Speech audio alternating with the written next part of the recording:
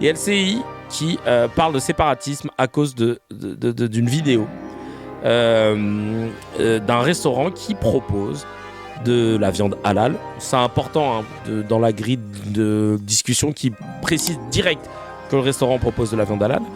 Et ensuite, qui propose aussi une salle réservée aux femmes.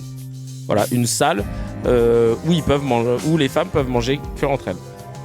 Une enseigne qui fait polémique depuis quelques jours déjà dans le Rhône. Oui, tout ça se passe dans la banlieue lyonnaise, à Vaux-en-Velin, où on a ouvert fin avril ce qu'on appelle un food court. Alors, vous voyez, c'est ici, Vaux-en-Velin. Un food court, qu'est-ce que c'est ? Eh bien, c'est un groupement de plusieurs restaurants au sein d'un même endroit. Eh bien, ici, évidemment, comme dans chaque enseigne récemment, on a décidé de faire la promotion des produits qui y étaient vendus dans des vidéos sur les réseaux sociaux. Regardez un extrait et essayez de voir si quelque chose vous interpelle.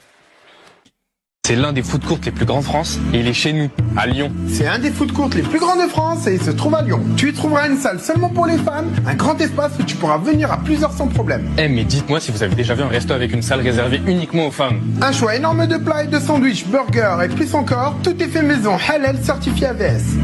C'est vraiment pas partout que tu trouves des sandwichs avec le pain fait maison. Quand tu vois tout ça, tu sais pourquoi Lyon est la capitale de la gastronomie et de la street food. Il y a même un bar à dessert pour les plus gourmands avec beaucoup de choix, un lieu secret. Venez voir.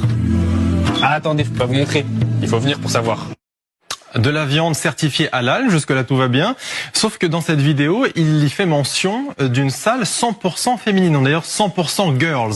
Eh bien ça pose problème à certains internautes, notamment à des membres du RN qui se sont exprimés sur ce sujet et qui ont dit, vous allez voir, le restaurant semble pratiquer un séparatisme inadmissible et illégal en isolant dans une salle à part les femmes. Les clients sont donc triés par sexe. Évidemment, le propriétaire du restaurant, le gérant, a répondu et a déclaré ceci. Cela n'a rien à voir avec l'islam ou la charia, comme j'ai pu le lire. Le RN raconte n'importe quoi sans avoir vérifié ses sources.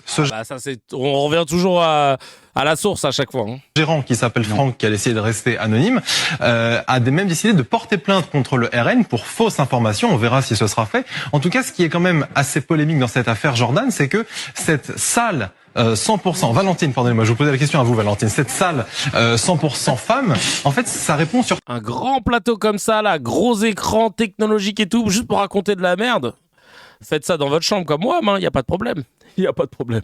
Il n'y a pas de problème. Tout une demande de business, parce qu'on voit bien que dans certains domaines comme les salles de sport ou en effet par exemple certains modes de transport, eh bien les modes 100% féminins voient un essor assez concret en ce moment. Oui, vous l'avez dit, c'est avant tout un business en fait. Avant d'y voir une logique de séparation, il faut vraiment savoir que ces propositions répondent à des fortes demandes, parce qu'aujourd'hui de plus en plus de femmes cherchent des endroits où elles se sentent plus à l'aise, que ce soit pour éviter des remarques ou des regards insistants.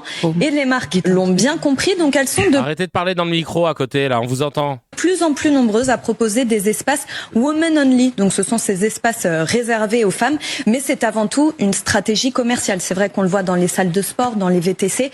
Ce n'est pas la logique de séparation de prime abord, c'est vraiment une stratégie commerciale de leur part. Voilà, pour un restaurant, ça semble quand même assez étonnant. Je comprends quand même que là, il y a quand même des réactions. C'est vrai que de toute façon, la solution, ce n'est pas de séparer les hommes et les femmes, c'est de cohabiter tous ensemble. Mais c'est vrai qu'il y a une demande de la part des femmes, et donc les marques surfent. Ça vous a fait réagir, et c'était le but de cette chronique. Ouais, vite fait, la régie une fois. Tiens, des femmes qui cherchent des safe places, ça peut être un lien avec toutes ces histoires d'agression sexuelle. Bien vu, Kiwi de Nazareth. Il faut savoir... Déjà, c'est un non-sujet, le RN fait pitié, il demande sa fermeture immédiate. Immédiate. T'es qui, toi, déjà, là, RN ? Il faut savoir que il y a des soirées qui s'appellent la bringue et qui sont réservées uniquement aux femmes. Et là, c'est pas des femmes voilées, donc il n'y a pas de séparatisme. Toutes les femmes sont accueillies. Il y a des clubs que fréquente notamment Éric Zemmour, comme le Travelers Club, qui sont réservés qu'aux hommes, tu sais, les gentlemen clubs là, de riches qui se retrouvent entre eux pour fumer de cigares et puis faire leur réseau. Bon là ça pose pas de problème le séparatisme, mais halal, femme, séparatisme, islamisme, charia compatible, boycottisme, palestinisme, tu connais, on a mis tous les mots et on en a fait une tambouille, sachant que ils ont répondu d'ailleurs. J'avais une vidéo qui était pas mal du tout là de d'une personne qui avait répondu à ça. Mais la vidéo, comme par hasard, je ne la retrouve pas. Bon, bah tant pis, c'est pas grave. Mais ils avaient répondu de la plus belle des manières, en vrai, en pointant du doigt justement l'absurdité des gens qui essaient de foutre ça sur ses... Ah si, je l'ai, tiens, regarde. Elle est ici. Mais c'est complètement fou, vous avez entendu parler de la polémique sur le restaurant Seven Times? Il y a une personne qui a dit sur les réseaux que dans ce restaurant, il y avait les hommes d'un côté et les femmes de l'autre. C'est bizarre ça quand même, non? Là derrière nous, il y a des femmes qui ont réservé la salle uniquement pour elles. Et il est où le problème? Elles veulent être tranquilles, c'est normal, non? Derrière nous, il y a la salle principale. Il y a des hommes, des femmes, des familles qui mangent. Et il est où le problème? Ils sont tous mélangés. Waouh, tout le monde est mélangé, c'est incroyable. Cette personne a voulu créer une polémique. Mais dire qu'il y a du séparatisme dans ce restaurant, c'est un peu abusé, non? Mais tu sais, ici, on habite en France. Et en France, le vivre ensemble, c'est important. Moi, perso, je viens manger ici très souvent. Et je m'appelle Juliette, mais personne m'a dit d'aller manger dans la salle des femmes. Je vous invite à venir vous-même dans ce restaurant. Et vous vous en rendrez compte. Surtout qu'on mange trop bien ici. Je mange. Je mange. Ah bah oui, tu peux là-bas, tu peux. Merci Juliette, qui a résumé, voilà, très bien. Ouais, ça a été un sacré coup de pub, donc tant mieux. Comme pour les mosquées, quand Marion Maréchal, elle voulait dénoncer les mosquées. Mais MDR, le Palestine Cola, le RN vont baudir dessus, je te jure. Les francs-maçons sont interdits aux femmes, du coup qu'ils aillent demander la fermeture de la franc-maçonnerie, ça va être marrant. Pas toutes les obédiences, mais effectivement la grande loge nationale de France, celle qui est reconnue par la maison mère au Royaume-Uni, elle n'accepte pas les femmes. Mais au Grand Orient, par exemple, Christiane Taubira en fait partie, ou en faisait du moins. Mais ouais, donc c'est pas toutes les obédiences. Il y a même des obédiences, la Grande Loge féminine de France et tout. Je connais le sujet. Moi-même, t'as capté, je suis un maître au 8e degré. Sexy qui dit, même Uber a compris le business. Vous avez le choix, étant une femme, de prendre une conductrice. Est-ce que ceux qui ont fait élire Macron seraient islamistes? De toute façon, on a compris ce genre de discours à le vent en poupe. Il est alimenté par les invités que les médias nous présentent comme des spécialistes, alors que leur seule raison avec l'islam, c'est d'être passé dans le rayon halal à Leclerc. De ouf. Ils auraient dû demander au ministre du goûter de manger directement en cuisine. Je vois pas le lien, mais ça me fait rire. Mais venez, ok, créer une confrérie. Moi je suis chaud, hein, tu connais. Attends, on doit créer un mouvement politique, un think tank, une confrérie. On est sur beaucoup de bails, mais je suis grave chaud. Marion Maréchal Le Pen, on parlait d'elle justement. Il y a 3% de la communauté musulmane en France qui a des sympathies pour le djihadisme sanglant. Ça fait 142 000 personnes. Waouh, merci pour ce concordisme. On va écouter son take. D'une partie de la communauté musulmane, qu'il y a à peu près 3% de... Alors, contexte, elle parle de l'attentat à Sydney, en Australie, antisémite, où 16 personnes ont été tuées, dont un Français, par un père et son fils. Attentat qui serait attribué à l'État islamique, étant donné qu'il y avait des drapeaux État islamique dans la voiture. Alors, j'avoue que je comprends pas ce principe, parce qu'il y a une photo avec la voiture. Est-ce que la photo est vraie ou pas? Faudrait que on puisse authentifier. Où il y avait, sur le pare-brise avant, il y avait le drapeau Hamas. Je trouvais ça genre chelou, quoi. Genre, qui fait ça? Parce que les Kouachi, les Abdeslam, tout ça, ils avaient pas fait ça. Enfin bref, je comprends pas. Bon, en tout cas, juste pour l'instant, ils n'ont pas encore remonté de liens qui les lieraient à d'autres gens de l'organisation, etc., etc. Est-ce qu'ils sont chauffés tout seuls ou est-ce que c'était préparé en amont avec d'autres personnes? C'est ce qu'ils essayent de déterminer, mais pour l'instant, ils n'ont pas trouvé. Cette communauté musulmane en France qui ont des sympathies pour le djihadisme sanglant, ça fait numériquement pas moins de 142 000 personnes. 142 000 personnes qui sont aujourd'hui un terreau de recrutement pour les djihadistes. Je veux dire, c'est une armée. Hein. Je rappelle que la population active de soldats dans notre pays, c'est 200 000. Donc c'est absolument considérable. Et au-delà de ça, on n'a que 200 000 soldats en France. Combien de soldats en France? C'est pas beaucoup, hein? Non, mais en fait, en vrai, je trouve ça bien. Un effectif total de 263 000 militaires et civils, non 62 000 personnels civils. Ah ouais! Ah oui, donc ouais, l'effectif des militaires en service actif, c'est là à 200 000. Les gars, il n'y a que 200 000 militaires. Et il y a combien de policiers en France? Le mec, vous avez cramé ce que je suis en train de voir? On dénombre un total de policiers et de gendarmes qui s'élève à environ 253 000. Donc en tout, gendarmes, policiers, militaires, un peu plus de 400 000. Et nous, on est 68 millions, moins les 450 000. Allez, je prends juste la population. On enlève les bébés et les enfants. Ça va. Alors c'est vrai qu'ils sont armés. Ils sont armés. Mais bon. Ça va. Il y a moyen de... Si jamais... Enfin, je veux dire... peut-être que le peuple, en fait, il est souverain, quoi. En nombre. Étant donné que dans les faits, il ne l'est plus. Parce que quand on vote quelque chose, on nous cala pas. Parce qu'on est en train de nous essorer. Donc peut-être... hein. Peut-être. Putain, d'ailleurs, hier, je regardais un truc de Off Investigation qui s'appelle Terrogramme. Je pense qu'on pourrait le regarder ensemble la semaine prochaine, peut-être. Sur toutes les boucles Telegram d'extrême droite. Et c'est là que tu dis, mais bande de bâtards. Des boucles d'extrême droite à n'en plus finir. Où il y a des milliers de personnes. Et que ça tape des saluts nazis, des croix gammées, des vidéos où ça tabasse des gens, machin. Et ça apprend. Genre, le mec, il y a un moment, il y a un gars. Il a fait un tuto pour apprendre à faire des explosifs à la maison, un DIY, avec un gros drapeau avec la croix gammée en guise de nappe. Et lui, il te montre comment faire et tout. Et la menace d'extrême droite, elle est hardcore. Et nous, on est là à traquer le voile, l'abaya, le frérisme, ces musulmans qui tentent de se faire élire par les voies démocratiques, qui tentent d'être à des bons postes dans la société. Ouais, ben, en attendant, chacal, ton extrême droite là, waouh. Et c'est des accélérationnistes qui disent ça, des gens qui veulent précipiter l'effondrement de la société et tout pour qu'il y ait une guerre civile et pour cleaner en fait. Eux, ils veulent après prendre les armes et défourailler sec. Hein. Tu l'as vu chez Lex? Big up Alex d'ailleurs, il est top. Ah, ça fait flipper de ouf. Voilà, on continue avec Marion Maréchal Pétain. Vous avez raison. Il y a par ailleurs une naïveté, pour ne pas dire une complicité au niveau des institutions européennes qui est assez flagrante, avec des financements européens très importants qui sont bien souvent accordés à des associations dites fréristes, donc islamistes. Je pense notamment à cette association Femiso.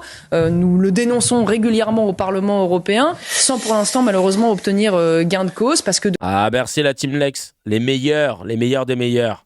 De fait, ils sont dupes, si vous voulez. Il y a eu un raid ou je suis passé à côté là? Parce que ça se trouve, là, je vois il y a la Team Lex et tout machin, mais il y a eu un raid ou pas? Parce que là, j'ai pas d'alerte. Moi, je suis un connard. J'ai voulu les mettre la dernière fois. Il y avait que moi qui entendais l'alerte. Si jamais, vous me le dites. Hein. Vous me le dites que je puisse big up. Je regarde les modos, ils m'ont rien écrit. Non. Pas de Lex, il est pas du matin. Ah, ok, d'accord. Putain, allez, donc on est 628 de bon matin entre YouTube et Twitch. Bravo, vraiment. 341 sur YouTube, 282 sur Twitch et sur Facebook. Sur Facebook, on est 5. Bravo. En direct de la station thermale. Allez, on reprend. De ce discours qui est tenu et sur qui aujourd'hui par ces islamistes qui parlent de vivre ensemble, qui parlent de tolérance, exactement, de liberté individuelle, de liberté de la femme, qui retournent finalement nos valeurs contre nous pour pouvoir faire avancer leur projet de conquête islamique. Big up aux 5 de Facebook, Michael qui est là.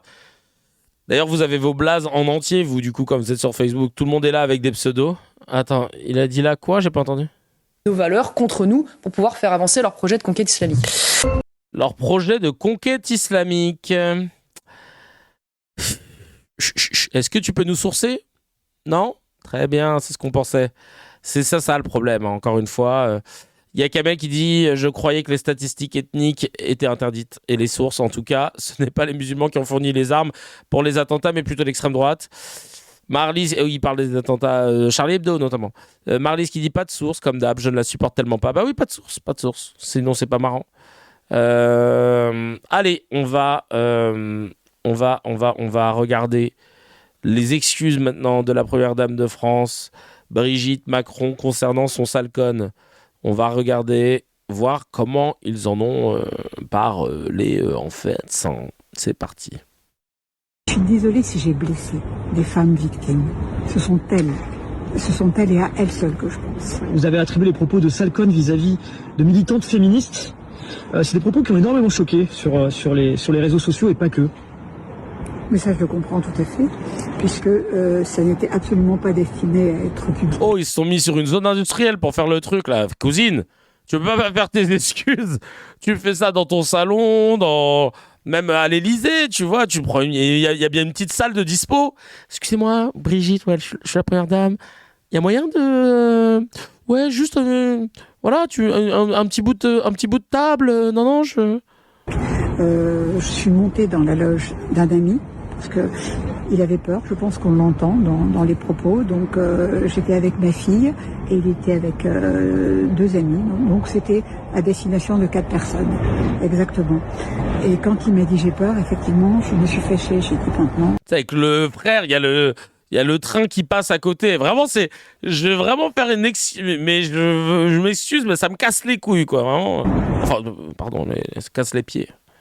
On va t'aider. Donc d'une manière très directe. Je n'aurais certainement pas employé ces termes-là en public, mais ça n'était destiné qu'à 4 personnes. Et je n'ai pas vu qu'il y avait quelqu'un derrière moi qui filmait. Est-ce que vous regrettez d'avoir tenu ces propos? Je ne peux pas regretter de parler. Je peux pas arrêter de parler.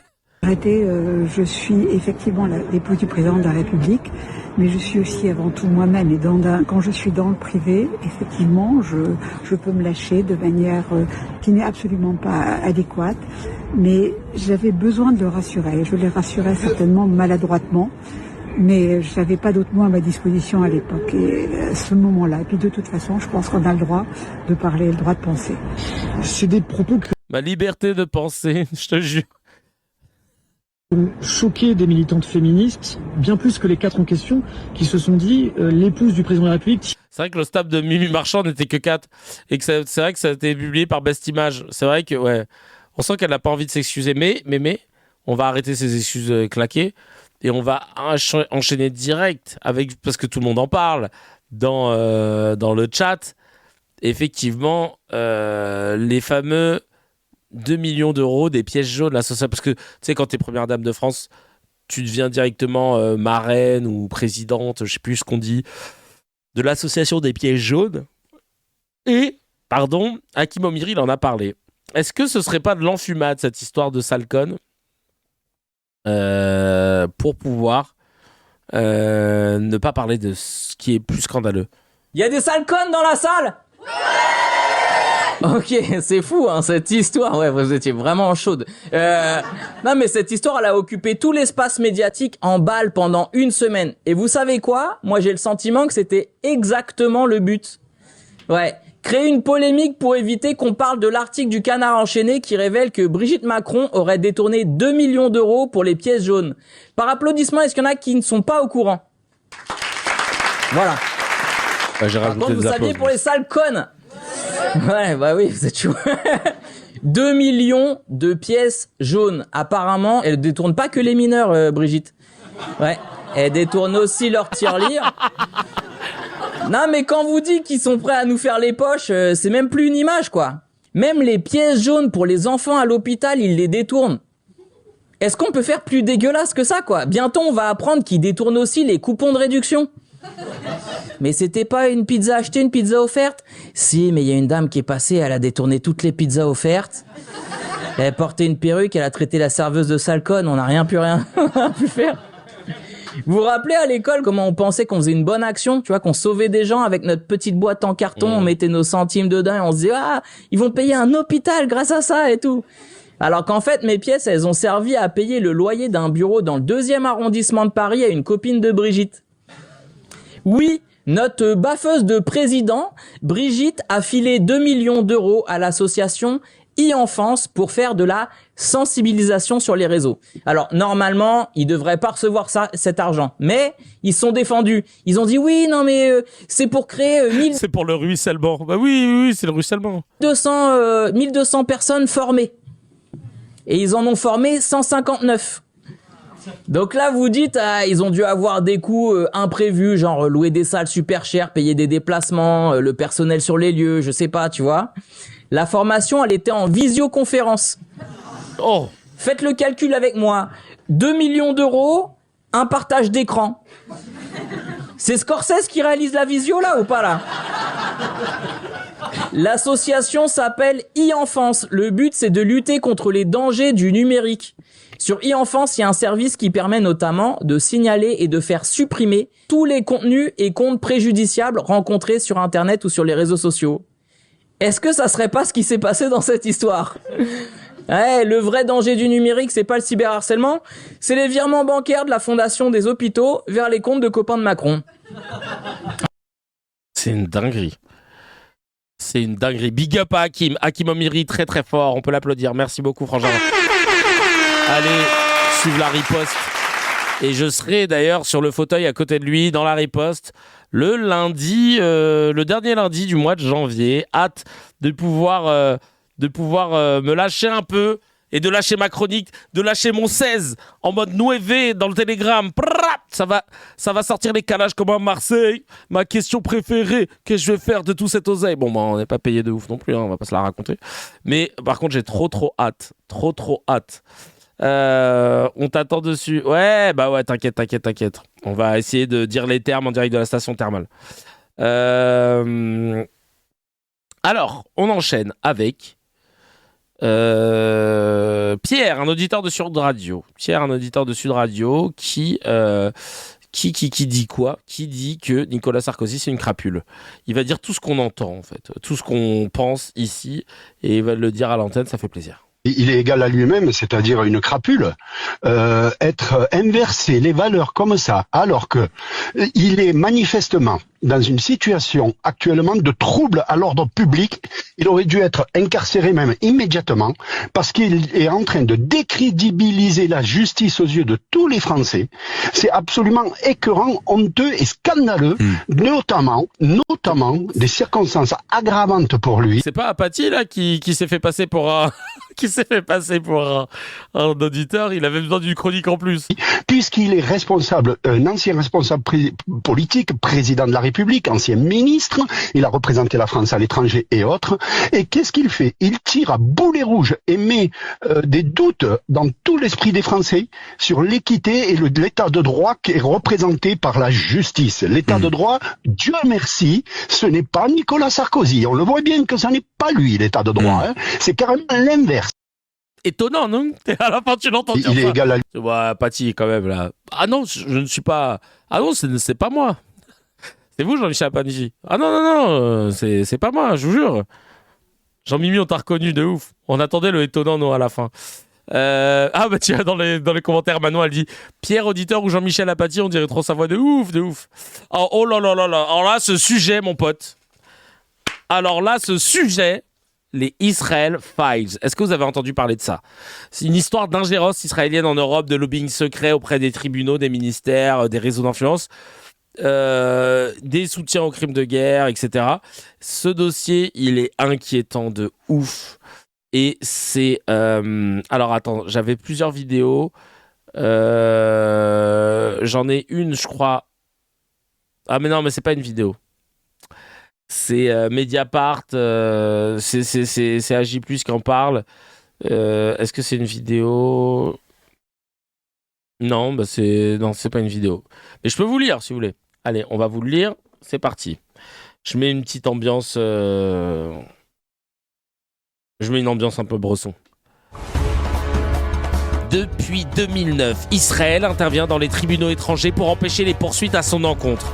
C'est ce que révèle une enquête de Mediapart et de 8 médias européens. L'enquête repose sur l'analyse de plus de 2 millions de mails internes du ministère israélien de la Justice qui ont fuité.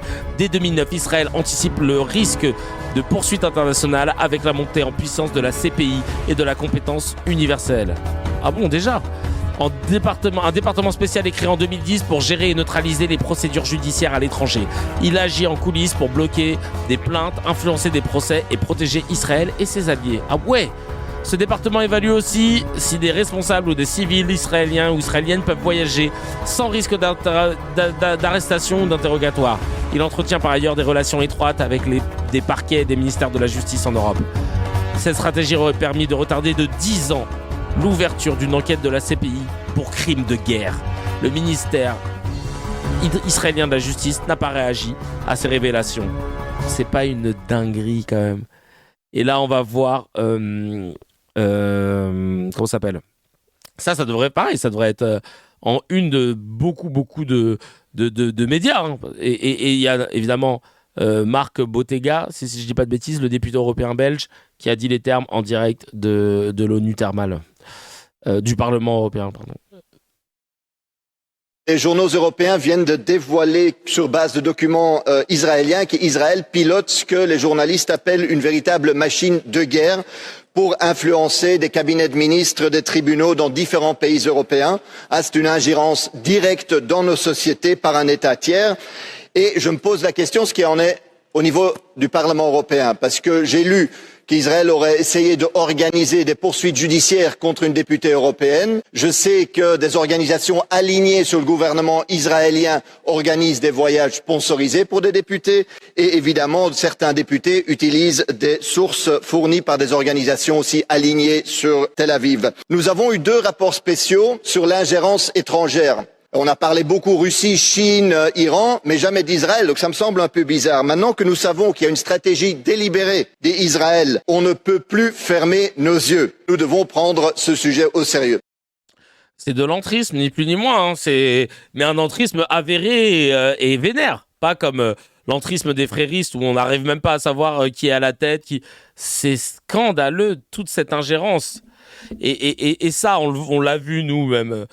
Depuis 2 ans qu'on découvre le personnage odieux de Meir Habib, suivi de Caroline Diadan et de toutes celles et ceux qui ont marché sur leurs pas. Non mais c'est une dinguerie. Il n'y a pas d'autre mot. Bref. Il y a eu quoi comme message sur le Telegram? Kamel qui dit « Le secret du Polichinelle enfin dévoilé, c'est quels journaux qui ont sorti ça ?» Mediapart et 8 autres médias. Max, il dit ça commence bientôt, tout le monde va comprendre ce qui est le problème. Ça, c'est antisémite. Catherine Bouacha qui dit il est temps. L'autre qui dit désolé. Enfin, ça aussi, tu voulais dire c'est qui le problème? C'est Netanyahou, évidemment. Mais lui, je te dis ça, c'est antisémite parce que Max, il met des commentaires trop nuls sur Telegram. Très limite. L'autre, ou complètement hors cadre. Désolé de casser l'ambiance pour ceux qui pensent que ça va faire du buzz, mais il y a plus de chances que les médias parlent de mon repas de ce midi que de cette info. Oh, j'avoue. Oh, purée de Nazareth. Purée de Nazareth. Hein, je les mélange les 2 bails. Après, peut-être que à Nazareth, à l'époque, la purée, elle était comme ça. Là, on va regarder la réponse de, vous savez, Aurore Berger qui a fustigé le fait que LFI ait fait une réponse coordonnée de soutien et de pensée pour les victimes de l'attentat de Sydney. On en a parlé dans ces cas, on s'est dit, bon, tu voulais quoi, cousine? Et s'ils avaient posté en décalé, s'ils avaient posté le lendemain, t'aurais dit un truc. S'ils avaient posté en quinconce, s'ils avaient posté en 4-4-2, en 4-5-1, avec un libéraux, t'aurais dit un truc. Donc là, il répond à ça. Et c'est un peu la réponse, comme le dirait le Schroner, du berger à la berger. Aux yeux dans ce plan. Dimanche après l'attentat de Sydney en Australie, vous avez tweeté pour dénoncer un horrible attentat terroriste antisémite. Ce sont vos mots. Vous avez posté ce message juste après Jean-Luc Mélenchon et juste avant que d'autres insoumis n'embrayent à leur tour. Trop coordonné, pour être sincère, pour la ministre chargée de la lutte contre les discriminations. Aurore Berger, elle était à votre place hier sur France Info. toutes celles et ceux qui, depuis le 7 octobre, ont participé à nourrir cet antisémitisme. Je retiens le haut Jésus-Marie-José Pérec. Je l'aime beaucoup, beaucoup. Sont déversés une espèce de haine obsessionnelle d'Israël, sont en partie responsables de ce qui se passe. De manière très coordonnée, en quelques minutes, ils ont immédiatement posté et publié un message. Enfin, c'est pas un tweet qui va effacer 2 ans d'un antisémitisme débridé. Il n'y a pas un Français juif aujourd'hui qui n'a pas peur de la menace que représente la France insoumise. Que répondez-vous à C'est absolument indigne. Voilà ce que je réponds. Écoutez, Madame Berger s'étonne que quand ce terrible drame a été rendu public, que nous ayons réagi. Mais enfin, il n'y a pas que la France insoumise qui a réagi. C'est le côté coordonné, effectivement, quand on a regardé. Coordonné. Mélenchon a tweeté à 11h46, à 12h03, vous publiez un tweet évoquant vous aussi un horrible attentat terroriste antisémite. C'est incroyable. Entre 12h15 et 13h09, vous tweetez tous en même temps les mêmes termes. Donc il fallait quoi, qu'on attende chacun 2 heures? Alors que le drame venait d'être annoncé. Évidemment que tout le monde a réagi. Vous pourriez dire que j'étais coordonné avec les membres du gouvernement qui ont réagi à ce moment-là. Évidemment que vous réagissez.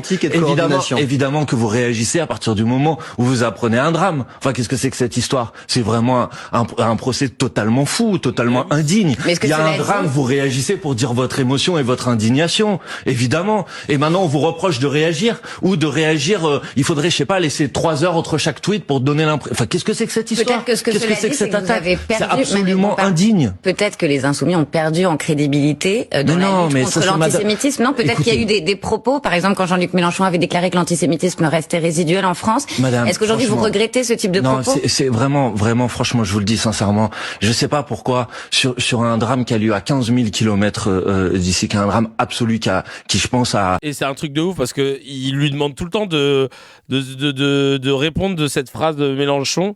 Il avait une très bonne réponse une fois, il a fait mais vous avez pas tourné en boucle sur le moment où Bruno Retailleau avait dit la même chose. À choquer, à stupéfier tout le monde. Pourquoi en plus vous avez des gens comme Madame Berger, ministre, qui viennent chercher à faire des polémiques, mais de manière absolument abjecte en fait. Donc non, excusez-moi, ne cherchez pas. Il y a aucune sincérité dans l'indignation de Madame Berger. Il y a juste une instrumentalisation absolument indigne de cet attentat pour essayer d'en faire de la politique politicienne à l'échelle nationale. N'est-ce pas parce que vous avez tardé à qualifier les attentats du 7 octobre? Alors voilà. Donc maintenant, en plus hier, j'ai entendu Madame Berger dire absolument n'importe quoi, dire que la France insoumise n'avait pas condamné les attentats du 7 octobre, alors qu'évidemment qu'on l'a fait. Mais on n'a pas tardé. Enfin, tout ça est une réécriture de l'histoire. Quant à Madame Berger, il y a eu un problème de qualification des faits à l'époque, Manuel Bompard. Vous êtes d'accord? Vous n'étiez pas d'accord entre vous? Il y a eu aucun problème. Je veux dire, la Cour pénale internationale, encore, il y a quelques jours, Amnesty International aussi parle de crimes de guerre ou de crimes contre l'humanité à propos des attaques du 7 octobre. Et là, on le reprochait d'avoir tardé. Mais c'est quoi le bon timing? Mais fermez-la! Oh là là, mais vraiment là, là c'est la garde rapprochée du système là qui est là. Et c'est exactement les mots et la terminologie qu'on a employés à l'époque. Donc franchement, s'il vous plaît, à un moment j'aimerais bien qu'on sorte la question de la lutte contre le racisme, contre l'antisémitisme, des enjeux politiciens, et qu'on s'attaque sérieusement à cette question. Et vous pensez toujours que les actes antisémites sont résiduels? Mais monsieur, s'il vous plaît, monsieur Mélenchon, non, mais c'est important, mais non, c'est pas important parce que j'ai déjà répondu 40 fois à cette question. Donc, monsieur Mélenchon, quand vous avez cherché à polémiquer avec lui sur ce sujet, a parlé des manifestations de solidarité avec le peuple palestinien en disant qu'il n'y avait pas d'antisémitisme dans ces manifestations. Évidemment pas du problème de l'antisémitisme en France, qui évidemment a augmenté de manière significative ces derniers mois et contre lesquels il faut lutter de manière résolue et de manière déterminée. Or, que dit aujourd'hui une instance comme la Commission nationale consultative? Genre, ils n'avaient pas entendu cette réponse. Ça fait 800 fois qu'ils lui posent tout le temps la même question. Ils n'ont pas entendu cette réponse. Des droits de l'homme, par exemple. Elle dit que la lutte contre le racisme et contre l'antisémitisme en France souffre d'une absence de pilotage politique et de détermination politique. Voilà, ça c'est concret, par exemple, vous voyez. Et Madame Berger, qui est au gouvernement, elle devrait plutôt répondre à cette question-là, de sa propre responsabilité, de la responsabilité de son gouvernement, dans cette absence de détermination politique, plutôt que d'aller chercher à polémiquer sur un drame. Vraiment, je trouve ça mais abject et indigne ce que fait Madame Berger en tant que ministre du gouvernement. Elle n'est pas digne de la fonction qui est la sienne. Merci encore une fois, Manuel Bompard.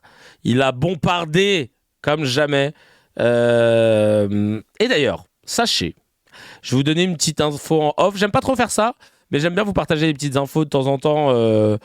Quand moi, j'ai pu vérifier les sources, tu vois, quand je sais qu'on me les rapporte de sources fiables, parce que sinon, globalement, on fait que de l'analyse média. Mais je voulais vous en parler parce que là, je voyais ça, je voyais les réactions sur le chat, etc. Sachez que j'ai donc des potes journalistes qui me disent que la tendance qu'ils ont observé des journalistes politiques, c'est que depuis que tout le monde tape sur LFI, et depuis notamment la commission où Méluche a cartonné, la cote de popularité de LFI ne fait que monter et ils voient un second tour, si demain il y avait des présidentielles, LFI RN.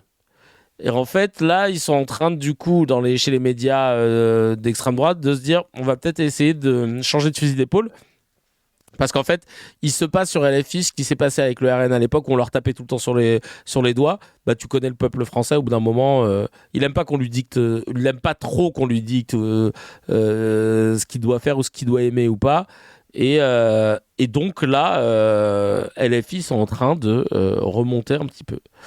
Salut Shakti, et tu fais partie des rares à être sur ah oui, Dieudonné, il hésite. Dieudonné, il hésite entre. J'ai vu un extrait chez Dias Polémique. D'ailleurs, big up à Dias Polémique qui débunk comment les médias d'extrême droite bolloristes ont pu parler de l'actualité. Et sur une vidéo, j'ai vu qu'ils avaient invité, je sais plus, il était invité Dieudonné dans une émission, et il a dit, moi j'hésite entre RN et LFI. Chacal, tu sais que voilà, je n'avais pas de doute sur le fait que tu m'aies perdu il y a quelques années, mais alors là, clairement, tu viens de me le rappeler précisément. Ah ouais, non, vraiment là, ok. C'est comme si, tu sais, la ligne éditoriale, elle était, la ligne politique, elle était, tu sais, c'est juste à côté. Ah, j'hésite un peu. Tu me dis, j'hésite entre Renaissance et PS, tu vois. J'hésite entre LRRN, mais alors LFI RN, non, moi, je suis désolé. Là, pour moi, un mec qui dit qu'il hésite entre LFI et RN, c'est l'équivalent de tous les droits tardés qu'on entend qui me disent que les deux extrêmes se valent. Alors qu'LFI n'est pas d'extrême gauche. Bref. Ah tiens, il y a Aymen dans les commentaires qui nous dit... Alors, Lydie qui nous dit toujours excellent, Manuel Bompard, on est d'accord. Et Aymen qui dit, on a vu que le soir du réveillon, vous aviez souhaité bonne année à minuit 4, Mathilde Panot à minuit 5 et Jean-Luc Mélenchon à minuit 6. Vous comprenez qu'on s'interroge sur cette coordination plutôt suspecte. 3 sur Facebook, dont moi, jamais dans le troupeau, je suis pas un suiveur, c'est bien. Mais toi, tu peux mener la barque. Tu es le berger de Facebook, d'accord? Non, sur Facebook, ils me disent qu'on est combien, là? J'ai pas le... Ouais, ah si, j'ai le récap. Ah ouais, on est 3, putain... Mais on est 376 sur YouTube et 329 sur Twitch. Ça veut dire que Twitch, ça commence à remonter. Et est-ce qu'ils vont dépasser YouTube? On ne le saura que bientôt. Raison du rapprochement de Bardella et Sarko. Parce que c'est vrai que Sarko fait des SO à Bardella un peu chelou. À Bardella et au RN. Écoutons cette analyse. On l'a dit, on évoque beaucoup depuis un moment que le rapprochement avec Jordan Bardella serait un pari sur une victoire de Bardella qui aurait comme conséquence peut-être d'une amnistie pour le condamné, multicondamné qu'est Nicolas Sarkozy. Qu'en pense la journaliste politique qui sourit? Non, c'est un truc que beaucoup de cadres des Républicains, en tout cas ceux que j'ai interrogés notamment pour essayer de comprendre ce que Sarkozy avait vraiment en tête, disent. Je suis journaliste, on sonde pas les cœurs et les reins, mais ils sont beaucoup à dire. Ce qui est certain, c'est que, parce que vous parliez aussi un élément de départ, ça a été la rupture avec Emmanuel Macron. C'est ça qui a conduit au rapprochement avec Bardella notamment, mais aussi avec Marine Le Pen, puisqu'ils se sont parlé au téléphone. C'était un événement. Il la méprisait souverainement depuis des années. Je pense que vous me contredirez pas après l'avoir. Il méprisait aussi Bardella. Oui, mais plus pour son manque d'expérience, pardon, je me suis mal exprimée. Il le connaissait pas au fond. Donc il était très souvent sollicité par l'entourage de Jordan Bardella.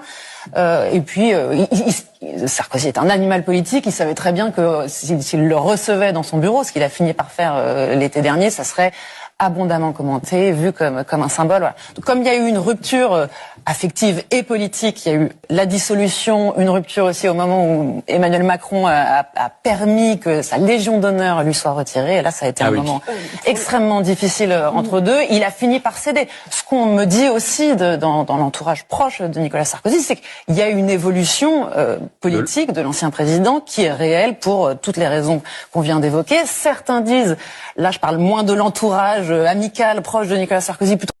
Son fils va être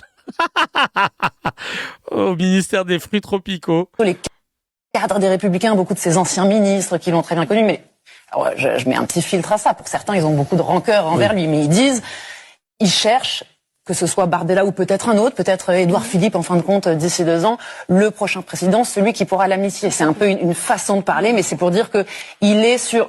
Ouais, non mais je suis d'accord avec toi, cherche le savoir, parce que Bardella s'est rapproché d'Israël, ils sont dans l'arc républicain. Non mais on a l'impression que voilà, ils peuvent continuer à investir des gens qui ont été condamnés pour terrorisme, à avoir des propos xénophobes, etc. Y a pas de souci, mais par contre, voilà, ils sont dans l'arc républicain maintenant parce que se sont rapprochés d'Israël, voilà. Vous pensez qu'il va passer Louis Sarkozy en tant que maire de Menton ? Ce serait une dinguerie quand même. Ça ne m'étonnerait pas de Sarko, nous dit Leïla, c'est une crapule, tout le monde le sait, tout le monde le sait. Un vrai opportuniste, il a bien copiné avec des terroristes pour devenir président, alors un mec comme Bardella, pour sauver ses miches, c'est easy pour lui. Eh ben ouais. D'ailleurs, toujours selon des sources journalistiques politiques, apparemment Bolloré il a décidé de choisir plusieurs têtes pour les élections présidentielles. Il mise pas sur Sarko, il mise sur Sarko plus en soutien. Putain, je me suis fait mal au cou. Aïe. Il mise pas sur Sarko en candidat mais en soutien. Il préférait plus miser sur Knafo que Zemmour. Et il veut mettre, du côté de LR, il veut mettre à fond Retailleau. C'est pour ça que Wauquiez s'est fait défoncer par Mabrouk en mode, voilà. Et là, il a plus envie de faire genre juste, je mets toutes mes billes sur un candidat parce qu'il a vu avec Sarko, avec Zemmour ce qui s'était passé. Mais apparemment, là, il a envie de... voilà. Il a envie de miser sur trois chevaux. Il mise plus sur Knaki, ouais. Et Cyril H, s'il se présente, ouais. S'il se présente. Il y a des Mentonnais dans le chat. Ah, très très bonne question, ce sera intéressant de parler avec vous. Vosner qui parle de complaisance de gauche vis-à-vis de l'importation de la guerre à Gaza. Géraldine Vosner, qui a pas premier... Elle avait dit quoi comme merde déjà, Géraldine Vosner, vous vous en souvenez? Elle avait dit une dinguerie, pas qu'une d'ailleurs, je crois. Attends, je vais voir si je la retrouve. Il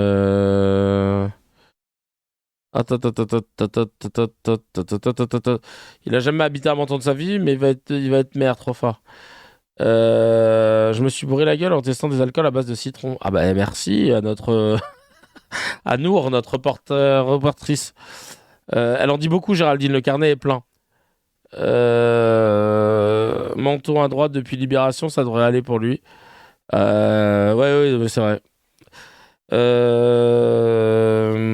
Non, personne n'a ce qu'a dit. Attends, qu'est-ce qu'elle avait dit? Je suis en train de regarder. Elle avait critiqué elle a été critiquée pour son intervention sur BFM où elle a été accusée de biais idéologique par l'élu David Guiraud qui lui reprochait un 2 poids 2 mesures dans son analyse politique. Elle a également été épinglée par des médias comme Mediapart pour des problèmes de vérification de sources et de contradictoires. Et notamment dans des enquêtes sur l'écologie politique. Ok. Bon, voilà. Ah oui, voilà. Elle avait été accusée d'avoir dévoyé la science en présentant la théorie du grand remplacement comme un fait dicté par la science. Aïe. Oh, Jésus de Nazareth. Ouais, bon, voilà. Allez, on va regarder la nouvelle connerie qu'elle a sortie.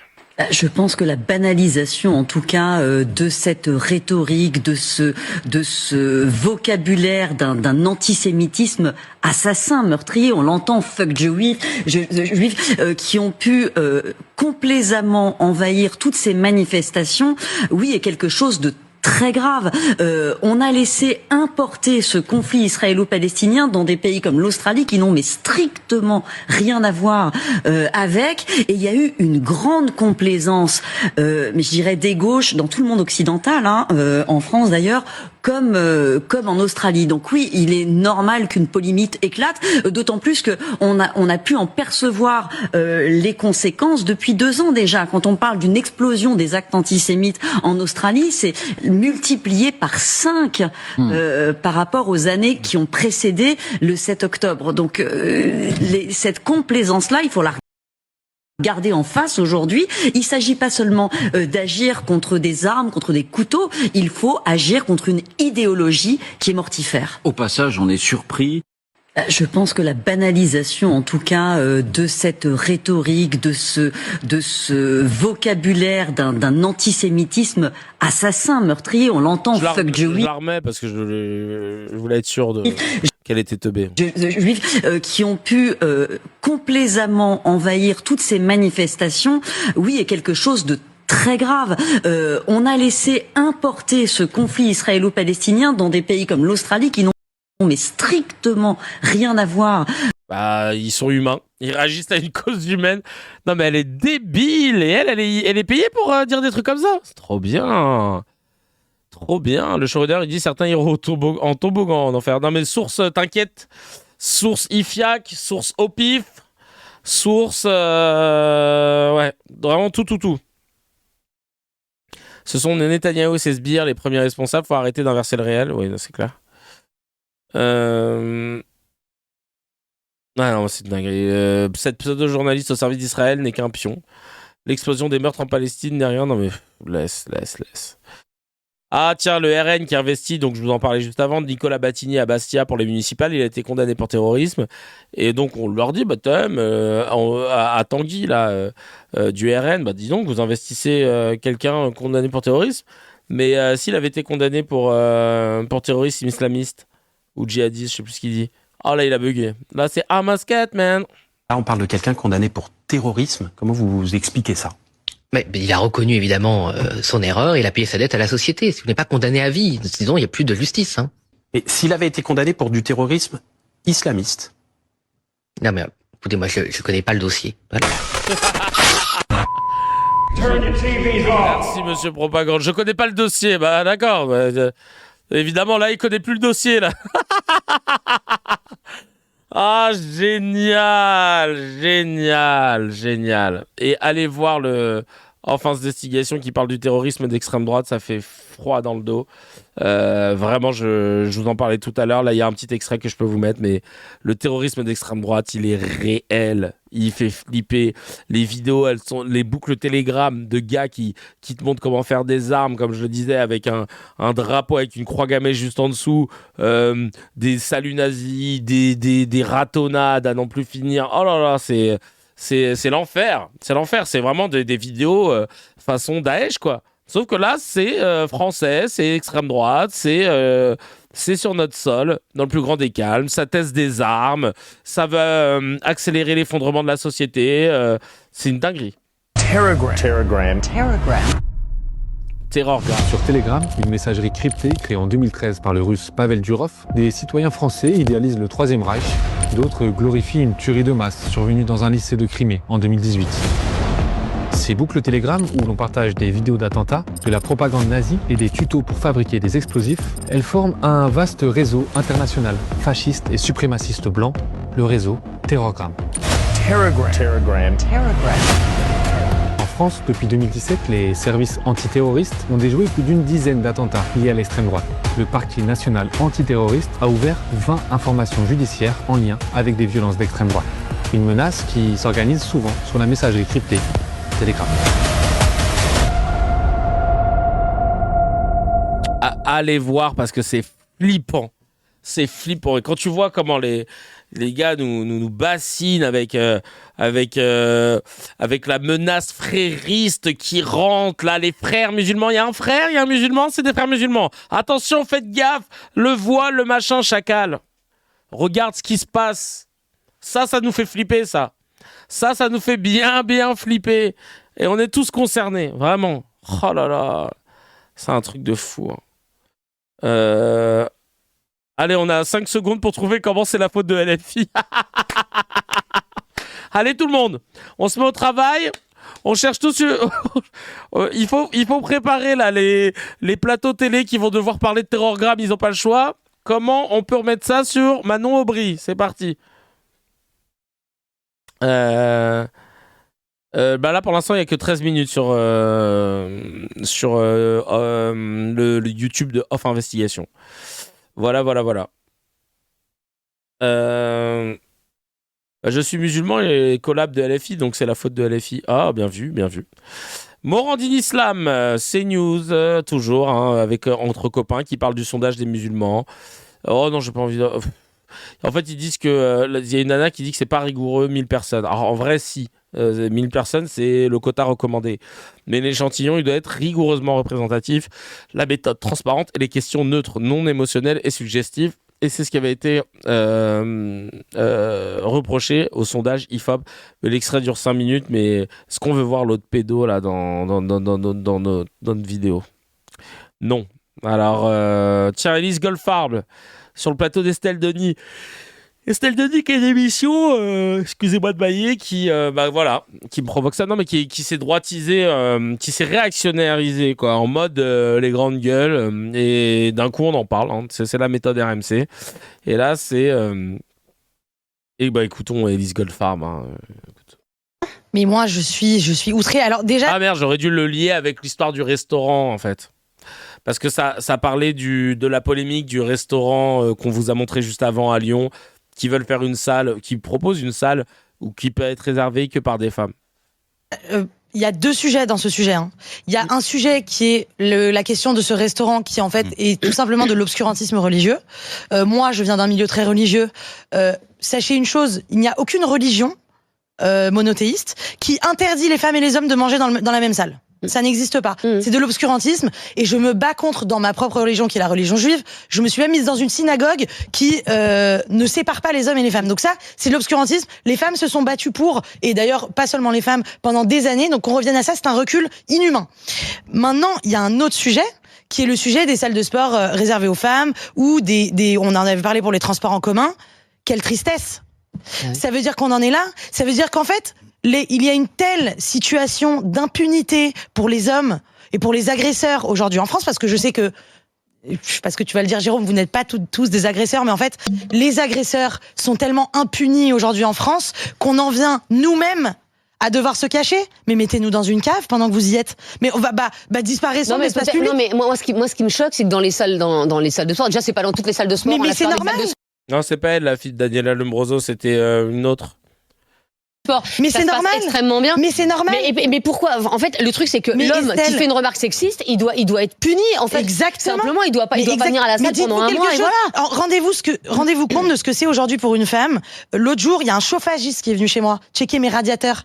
Le mec a fini par me proposer un plan à 3. Mais en fait, moi, quand il est 8h du mat et que je suis chez moi et que j'ai juste ouvert un chauffagiste, j'ai pas envie de faire un plan à 3.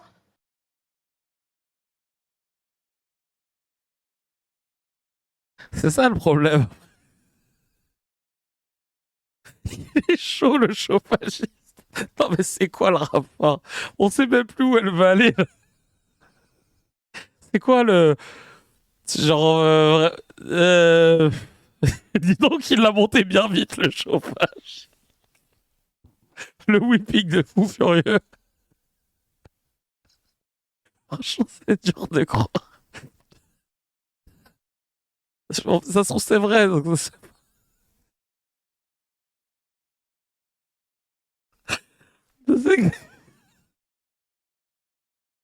je sais plus. Je sais plus où elle va en fait. Je sais plus où elle va.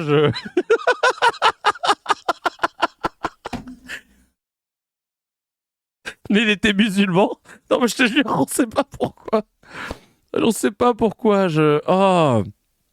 Qui a fait du commerce sur 20, la fille de ma mère. Genre vraiment, on sait pas pourquoi. Elle croit que c'est une thérapie de groupe, je te jure. Oh. Ah putain. Allez, on va écouter la suite. D'accord ? Et c'est ça même à 16h, hein. Mais même à 16h, Même à 16h, on t'a proposé quelque chose à toi ? On lui a proposé un truc. Même à 16h, hein. Moi, enfin voilà quoi, il a osé, il a fait votre vanne. Oh, purée de pommes de terre. Oh là là. Non, après là, la température va monter. Oh, purée de pommes de terre. Il a sorti le même à 16h, putain. Tu sens, il voulait se fou. Lui, il est déconstruit. Lors du goûter, c'est important. 18h, à toute heure. En fait, le problème, c'est que la solution qu'on propose à nous, les femmes, face aux agresseurs et aux mecs qui sont insupportables, en fait, c'est de nous exclure. Donc, après, il y a des espaces... nous, c'est quand même du communautarisme. Non, mais attends, après, il y a toujours eu des gentlemen's clubs, des women's clubs. Ça, je suis pas du tout contre. Mais moi, c'est fini, hein, ça. Va trouver un club qui... tu vas sur les Champs-Élysées, t'as le Travelers Club. Et c'est interdit aux femmes. Oui, je comprends pas. Les femmes, le Travelers Club, c'est le Lions Club, le Lions Club, le Rotary Club, on n'a pas interdit aux femmes. C'est pas interdit, mais elles ont pas le droit. Ah bah, cousine, fallait travailler. Membre, donc. Il y a des clubs, il y a le Ladies Circle pour le Rotary, etc. Mais c'est et puis tu vois, Estelle, moi aussi, chez moi, j'organise des dîners avec que des meufs. Bon, ça, c'est pas pareil. C'est pas pareil. C'est quoi le rapport? Je sais plus ce qu'elle veut dire. Moi, je fais des dîners avec que des meufs, mais bon, on s'en bat les couilles. Elle dit n'importe quoi, là. Putain, je comprends pas. C'est quoi le take? C'est quoi le take? Du coup, faut faire quoi, là? Faut faire quoi? C'est quoi l'idée, là? C'est quoi qu'est-ce qu'on fait? C'est un choix qui existe depuis la nuit des temps. Quand tu joues au foot, t'es entre mecs ou entre meufs, bref. Mais le fait de devoir s'exclure parce que on a envie que les mecs ne nous agressent pas, ne nous regardent pas le cul quand on fait du sport, mais où est-ce qu'on, en fait, je n'arrive même pas à comprendre. Je trouve ça d'une tristesse qu'on doive s'exclure de l'espace public. Je trouve que c'est un recul. Mais vous vous rendez compte, les féministes, elles se sont battues pendant des centaines d'années pour... Elle, une fois, elle m'avait écrit en DM sur Insta parce que j'avais posté un truc par rapport à la Palestine. Bon, elle avait été en mode détente, tu vois. Elle dit, dis donc, ta source, pas très ouf, hein, c'est un truc islamiste. J'ai dit, ok, voilà. Voilà. Pour qu'on puisse vivre en communauté. Mais c'est un et là, recul quoi, énorme. qu'est-ce qu'on est en train de leur dire aux féministes? On va vous créer un wagon que pour vous dans le métro, on va vous créer une salle de sport que pour vous, parce que désolé, on n'arrive pas à contrôler les hommes. Mais punissons-les. Bah oui, parce que c'est connu, hein, y a que... En fait, ce take, je ne comprends pas parce que bientôt Brigitte va la traiter de sale conne. Parce que là, au final, elle te dit, ça sert à rien de nous séparer, il faut juste punir plus sévèrement. Il y a plein de choses qui sont punies très sévèrement en France. C'est vrai que ça n'en fait pas partie. On devrait peut-être être plus sévère là-dessus, sur le harcèlement de rue, etc. Mais est-ce que, parce que tu sais que c'est pénalement répréhensible, est-ce que tu vas arrêter de le faire? C'est ça, en fait, moi, ma question. Parce que tu vois, genre, vendre de la drogue, c'est pénalement répréhensible. Est-ce que les gens arrêtent de vendre de la drogue? La pédophilie, c'est pénalement répréhensible. Est-ce que les gens ont arrêté d'être pédophiles? Donc, en fait, tu dis, est-ce que c'est un sujet d'autorité? Non, je crois pas. Hein. C'est un sujet d'éducation. C'est un sujet qui est bien plus profond et qui nécessite d'être travaillé à la source parce que c'est systémique. On a toujours vécu dans une société patriarcale où l'homme avait naturellement des droits supérieurs à ceux des femmes et a pris ses aises par rapport à ça. Et en fait, c'est tout le truc à revoir, tu vois. Mais là, si vraiment elle se dit non, on va pas commencer à faire des trucs séparés et tout, ça devient n'importe quoi si les hommes ils arrivent pas. Oui, mais les hommes, ils vont pas comme ça se réguler du jour au lendemain à arrêter d'être des agresseurs. Enfin, tu vois ce que je veux dire? Genre, tu sais, c'est comme si je te disais, on n'a pas le droit normalement de cambrioler des maisons. Bon, j'en ai marre moi des gens qui cambriolent les maisons. C'est pas normal, c'est interdit par la loi. Bah alors pourquoi? Tu sais quoi? Je vais arrêter de fermer la porte de chez WAM. Non, j'ai pas besoin de fermer la porte de chez WAM parce qu'on n'a pas le droit de cambrioler. Donc dans ce cas, vas-y Élise, arrête de fermer la porte de chez Watt. Je dis bah non, normalement on n'a pas le droit de voler. J'arrête le verrou. Normalement, on n'a pas le droit de voler ton vélo. Bah vas-y, je l'attache plus. Parce que c'est aux hommes de plus voler mon vélo. Ah, cousine, tu vas en perdre des vélos avant que les voleurs se régulent. Donc c'est juste ça, en fait. Dans l'idée, je suis d'accord avec elle. C'est un problème qui est lié aux hommes. On est d'accord là-dessus. Mais moi, ce que je vois, c'est le battement entre quand tous les problèmes seront réglés et maintenant, il va se passer combien de temps? Donc, est-ce que pendant ce battement, ce serait pas judicieux que si des femmes en ont envie, encore une fois, se disent, bah moi, tu sais quoi, je préfère être dans une salle de sport avec des femmes parce que vas-y, ça me saoule comment les mecs ils regardent et tout machin. Tu sais quoi, je préfère être dans un resto, vas-y, on est entre nous avec les copines et tout machin. Bah, encore une fois, c'est un choix. C'est un choix. Donc, tu laisses. C'est pas Boilem sans salle, c'est Boilem sans voile. Bref, ouais, ouais, voilà, tout ça pour dire que je sais pas ce que vous en pensez, vous. Mais en fait, si c'est fait par opportunisme pour attirer une clientèle religieuse, ça rouvre l'occasion d'expliquer ce que c'est la laïcité et même la religion préférée, le libéralisme et la dève du mot liberté. C'est faux de croire qu'en agissant exactement de la même manière, les conséquences peuvent être différentes. Ouais, c'est ça, c'est que les hommes, en plus, ils le font déjà. L'offre à la demande. Ouais, Boilem sans salle de sport. Bien entendu, mais le chemin sera très long. Pour le moment, si elles se sentent en sécurité de cette manière, on n'est personne pour leur dire ce qu'elles doivent faire. Bah ouais, moi je pense plus que c'est ça. J'attends avec impatience, c'est la faute de LFI. Harry Habitant, c'est un musim si tu suis le raisonnement. Ah, ils ont pas... Ouais. Et encore, ils ont pas encore... Elle a pas fait cette erreur de dévier direct sur l'islam, mais... Bah, au Japon, il y a des wagons pour les femmes. C'est pas un pays musulman. C'est juste que les hommes japonais sont des gros bip. Ah bah tu vois. Et on aime bien prendre en exemple le Japon. Et enfin, on va finir un peu ce mezze là. J'ai quoi? Ah ouais, Macron, vous avez vu, il a pété un plomb à cause d'une vidéo où IA faite par un gars, je sais plus dans quel pays, et je crois que Burkina Faso, un petit jeune qui fait des vidéos IA et qui vend même des formations. Il a fait une vidéo qui a fait 12 millions de vues, qui parlait d'un coup d'État en France. Et Macron, il a fait tout un truc. Ouais, il y a un dirigeant africain qui m'a appelé pour me dire alors le coup d'État, machin, alors que c'était faux, comme quoi il faut faire attention et tout et tout. Alors j'ai vu la vidéo, honnêtement, moi souvent on est trop sur les réseaux, mais je vois moi quand c'est de l'IA. À l'heure actuelle, les informations non officielles évoquent bien un coup d'État en France, dirigé par un colonel dont l'identité n'a pas été révélée et la possible chute du président Emmanuel Macron. Mais les autorités n'ont publié aucun communiqué clair. Nous continuerons à vous informer. Tu vois, déjà, Live 24, ça n'existe pas comme chaîne. Déjà, ça commence bien. De plus, la page qui s'appelle Islam... Le mec, frère, pourquoi t'as mis ce nom-là en plus? Parce qu'il partage que des trucs d'IA qu'il fait. Il fait que ça en fait, mais il le faisait au Bénin, coup d'État au Bénin, coup d'État par-ci, coup d'État par-là. Et donc en fait, il te dit, moi je suis spécialisé dans l'IA et tout, donc faut chercher un petit peu quoi. Et puis la façon dont elle bouge sa bouche. À l'heure actuelle, les informations non officielles évoquent bien un coup d'État en France, dirigé par un colonel dont l'identité n'a pas été révélée et la possible chute du président Emmanuel. Et puis surtout, en fait, quand tu vois une vidéo comme ça, bah, tu vas aller checker sur des médias traditionnels que tu connais. Le Monde, Libération, Le Parisien, Figaro.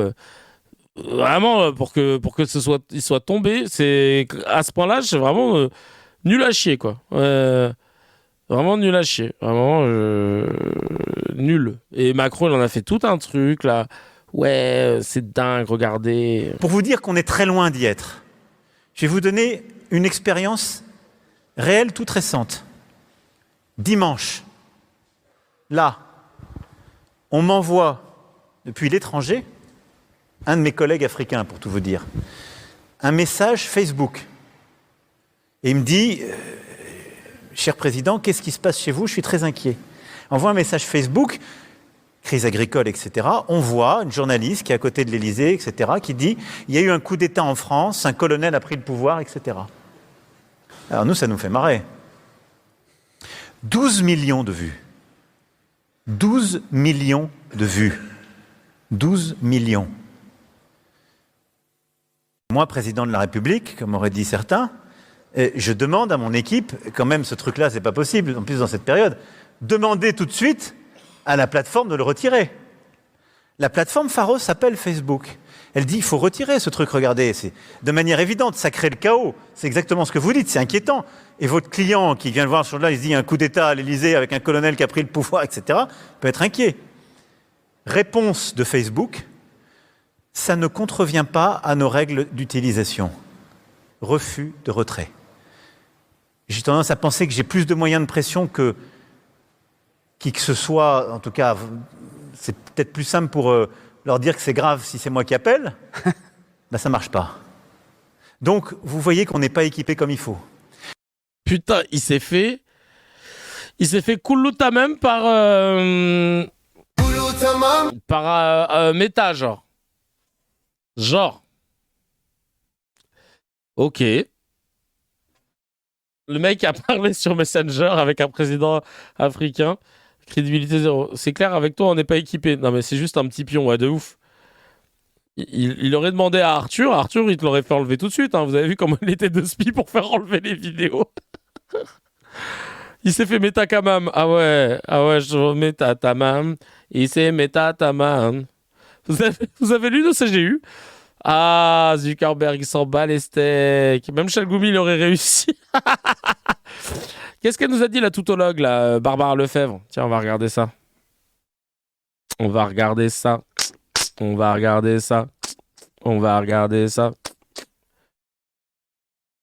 Est-ce que cette maladie est mortelle pour les bovins? Oui. Non. Oui. Elle n'est pas mortelle. Non. Mais oui. L'immense elle a un taux majorité... de mortalité de 5%. Dis pas de conneries, je t'en prie, quoi. Elle a un taux... Tu peux redire? Tu peux pas dire n'importe quoi. Mais parce que ça m'énerve. Tu peux pas dire n'importe quoi. Non mais Jérôme, tu parles de dialogue, tu dialogues pas, c'est bizarre. Tu peux redire le pourcent? 5%. Voilà. Oui. Donc ça veut dire que 95%. Dialogue. Ça veut dire que 95% des bovins se remettent de cette maladie. Bien sûr qu'il y a 5%. C'est comme une grippe. C'est comme la grippe, c'est comme le Covid. Le Covid, on nous a dit, tout le monde va mourir. Au final, on sait quel a été le taux de létalité. Donc, moi, je vais te dire, et je condamne toute forme de... Il a démarré trop vite, ouais. Menace, que ce soit les vétérinaires, les médecins, oui, ça, les ce que tu veux. C'est inadmissible. Il n'empêche que on continue jour après jour de payer les mensonges de la période du Covid. Donc ça, de toute façon, sur plein de sujets, mais y compris quel mensonge dans la politique. Si. Mais quel mensonge? Restons pas sur le Covid. Quel mensonge? Allez-y. Non, on est sur les agriculteurs. Quel mensonge? Quel mensonge? C'est trop facile de faire du populisme. Quel mensonge? Le mensonge sur le fait que le vaccin allait protéger forcément de la mort. Mais en fait, pourquoi elle parle de ce sujet-là, en fait? C'est ça le problème avec ces émissions. Depuis quand elle arrive, elle est là, elle maîtrise tout ce qui se passe dans le monde de l'agriculture, elle est aussi vétérinaire, frérot, cousine, sœur, là, frère. C'est bon, là.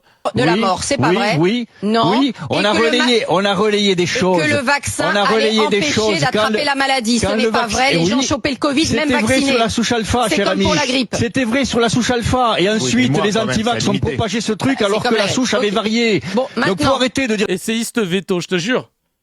Non, mais c'est un truc de ouf, la force qu'on donne à ces gens, tu vois, dès lors qu'ils ont un peu de buzz, c'est dingue.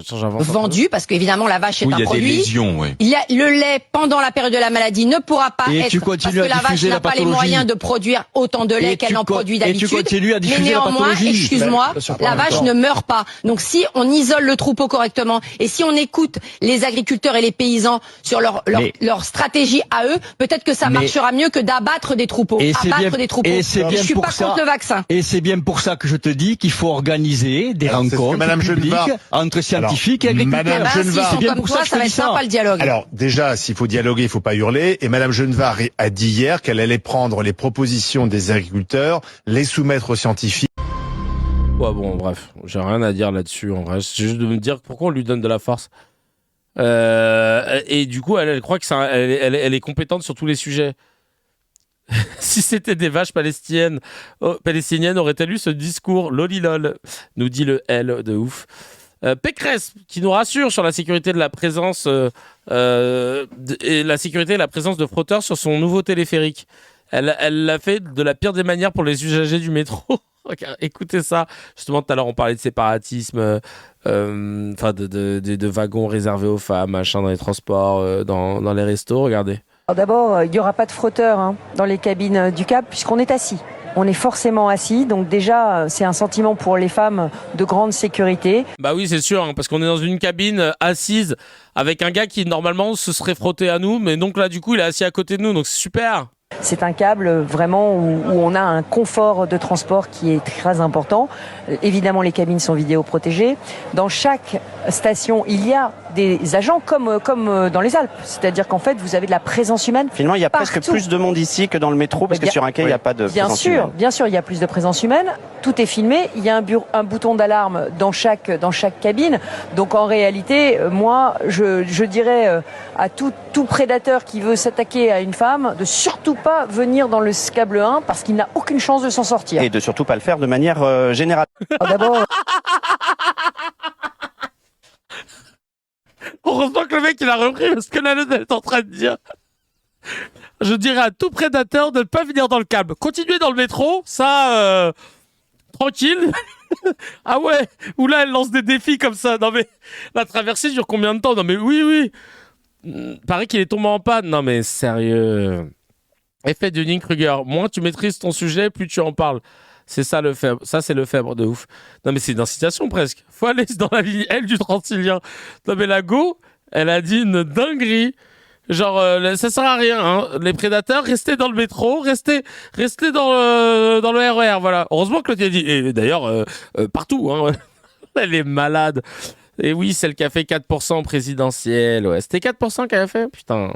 Et Hidalgo, que dalle aussi. Elles sont présentées la même année, en plus, c'est folle. Au bout de 3 heures d'exploitation, il est tombé en panne. Oh shit. Elles se sont présentées, Pécresse et Hidalgo, parce que la dernière fois, je regardais les élections de 2017. Non, 2022. Les deux, elles ont vraiment cru que, genre, elles allaient d'être ça. C'est fou, quand même. Hein. Premier tour... Elles se sont dit, ouais, non, je pense que... Ah, toi, tu te présentes? Ouais, moi aussi, je vais me présenter, je pense qu'il y a moyen. Attends, Pécresse... 4,78. Hidalgo, 1,75. Waouh.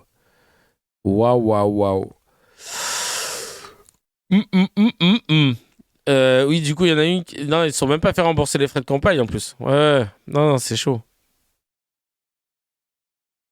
Chad nous dit quoi? Vous savez c'est quoi être une meuf dans ce pays? C'est l'expérience de base. C'est pas parce que c'est une ennemie qu'elle n'est pas victime de VSS ou... Vous me décevez vraiment. De qui tu parles? Je veux juste revenir sur l'histoire de la meuf qui a parlé de son chauvinisme. Vous avez été direct à vous moquer de son physique parce que moche, ne pas la croire. Il y en a qui ont fait ça? Ah ben non, ça par contre les gars, on n'est pas ensemble. Moi j'avais pas vu ça. Moi je rigolais de son take, on voyait pas ce qu'elle voulait dire en fait. De bout en bout, voilà. Mais effectivement, s'il y en a qui se sont moqués d'elle par rapport à son physique, on n'est tellement pas ensemble. C'est pas ça qui nous fait galerie, les amis. Nous, c'est le what the fuckisme des gens qui prennent la parole dans les médias. On enchaîne avec la dernière vidéo du Mezzé et pas des moindres. C'est celle d'une infirmière qui a été radiée à cause du port de son calot. On regarde ça tout de suite. Ces infirmières soutiennent leurs collègues licenciés pour le port d'un calot. J'ai été révoquée par mon employeur pour mon apparence. Il a estimé que le calot que je portais était un signe religieux, sans jamais vérifier les faits. Et cette décision, elle ne repose en aucun cas sur mes compétences professionnelles, ni sur un manquement professionnel, mais vraiment sur une interprétation. Majdouline est infirmière à la Pitié-Salpêtrière depuis 2018. En octobre 2025, malgré les bonnes évaluations de sa hiérarchie, elle est radiée de l'AP-HP pour port d'une tenue vestimentaire inadaptée, un couvre-chef, et refus réitéré de l'ôter malgré les demandes. Le couvre-chef en question, un calot, ce bonnet porté pour éviter de transmettre des infections aux patients. Presque tout le personnel soignant porte un calot à l'hôpital, c'est tout à fait normal. Et ça fait partie de la tenue vestimentaire. Tout a commencé en décembre 2024. C'est à ce moment-là que la directrice de l'hôpital a décidé que plus personne ne devait avoir quelque chose sur la tête. Elle appelle ça un couvre-chef, dont le calot y compris. Ça a été... je comprends pas là. Aidez-moi. Aidez-moi. Comment une direction d'hôpital peut demander à ne plus avoir de choses sur la tête de couvre-chef? Je comprends pas. C'est très violent parce que ça a commencé avec un autre service de la Pitié-Salpêtrière. Il y a des filles qui ont été humiliées devant tout le monde. En 2023, la PHP avait diffusé un guide de la laïcité dans lequel il est écrit que le port d'une charlotte de bloc opératoire, en dehors des situations dans lesquelles elle est requise, peut constituer l'expression d'une appartenance religieuse. Mais c'est quoi ce bordel? Charte de la laïcité, chacal, on est en galère dans l'hôpital. On est en galère de gens. Et toi, ta préoccupation, c'est de savoir qui s'est couvert les cheveux ou pas, sachant que de base, de toute façon, ça se couvre les cheveux pour éviter les infections, etc. Mais t'es malade. Mais vous vous rendez compte, le pays dans lequel on est, qui a repris ce mot de laïcité, qui l'a dénué de son sens, pour faire la chasse aux musulmans tout le temps. Et après, qu'ils disent, je comprends pas pourquoi il y a des tensions dans le pays, c'est abusé. Non mais, tu le portes 5 minutes après l'opération, tu fais de l'entrisme, de ouf. C'est vraiment ça. Il y est aussi écrit qu'un vêtement peut devenir religieux par la volonté de celui qui le porte. Un vêtement peut devenir religieux par la volonté de celui qui le porte. Ça, c'est comment ne pas te dire par ta gueule d'arabe. Voilà, on peut pas le dire, donc on va dire par la volonté. Regardez là, j'ai une cravate, j'ai un costume. Par ma volonté, faites que ça devienne l'équivalent d'un camis religieux qui se met à la mosquée. Ah, ça y est, je suis donc là dans un vêtement religieux par ma propre volonté. Ça y est. Selon l'apparence, en fait, ça a été tout de suite vu comme un signe religieux. Ça fait... mon slip islamiste. Non, je te jure.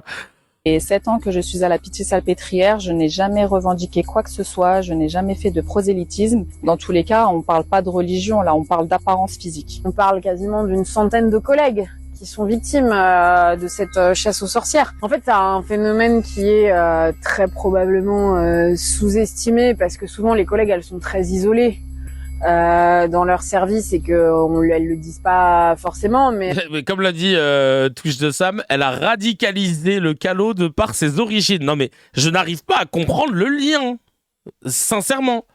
En gros, t'as une tête d'arabe ou autre, tu fais du prosélytisme, c'est ça.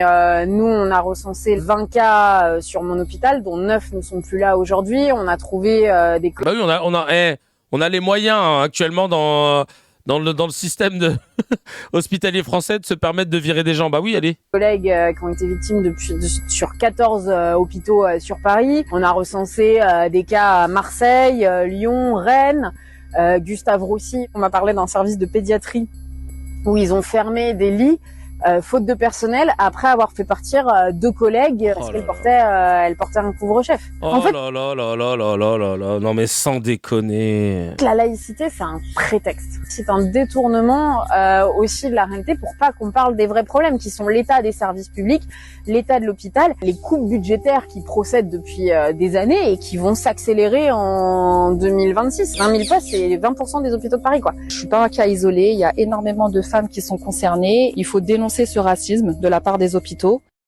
Ah bah c'est une dinguerie. C'est une dinguerie. Vraiment, mais vous me foutez le seum. Vous me foutez le seum. Leïla qui nous dit la chasse aux sorcières continue, l'hôpital est déjà bien en galère de personnel, quelle bonne nouvelle idée pour en avoir moins et avoir un motif bien discriminatoire dans la lignée de la politique actuelle. Vous avez raté dans la série Viens on fait bien chier les musulmanes de France, l'épisode du voile à l'école, le burkini à la plage, la baya. Eh bien ne ratez pas celui du calot. Soutien à tous les soignants et les soignantes. Et Manon qui nous dit quelle honte. Marlise qui dit je suis infirmière.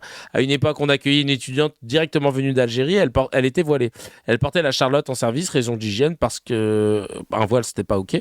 C'est su par toute l'équipe que ce n'était pas un signe religieux mais une manière pour elle de respecter sa religion. J'y vois une différence dans ma formulation de phrase. Ça n'a jamais été un sujet, il n'y a jamais eu de discussion sur ça et c'était en CHU, hôpital public. Je ne suis pas musulmane, je ne me voile pas non plus. Je n'y ai jamais vu quoi que ce soit de problématique là-dedans, à tel point que cet extrait qui m'a rappelé cette anecdote que j'avais oubliée. Que c'est cet extrait. En arrêtant d'être passionnément con, ça peut fonctionner. Non mais... Ah, je vois sur le chat, là, vous êtes remontés aussi. Hein.